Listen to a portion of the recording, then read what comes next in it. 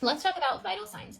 Vital signs are one of those things everyone in healthcare should know. Not only should you know the normal ranges, but you need to know how to interpret those findings. So let's go over it. A normal blood pressure is 120 over 80. Now, everyone has their own baseline vital signs, but the NCLEX and nursing exams have to create a gold standard. So a normal blood pressure, according to the NCLEX, is 120 over 80. When blood pressure is low, we call this hypotension. And when blood pressure is high, we call this hypertension. This is easy to remember because hypo means low, and hyper means high. So hypotension means low blood pressure and hypertension means high blood pressure. Okay, next is heart rate. A normal heart rate is 60 to 100 beats per minute. Now, again, this is the normal for the NCLEX. For example, if someone's an athlete, they might have a normal baseline of 40 or 50 beats per minute. But again, we have to have that gold standard. A heart rate of less than 60 beats per minute is called bradycardia, and a heart rate of greater than 100 is called tachycardia. Something you must know in nursing school is that brady means slow and tachy means fast. And cardia means relating to the heart. So cardia, think heart. So you have a slow heart and a fast heart. So the heart is beating slow and the heart is beating fast. Next is our respiratory rate or respiration rate. A normal respiratory rate is 12 to 20 breaths per minute. Again, we see that brady and that tachy. So brady means slow and tachy means fast. But whenever you see PNEA, you want to think of the lungs. So brady means that you have a slow respiratory rate and tachy would mean that you have a fast respiratory rate. Next is our temperature. A normal temperature is 97.8 to 99 Fahrenheit in an adult. Again, we have that hypo and that hyper. So hypothermia is less than 95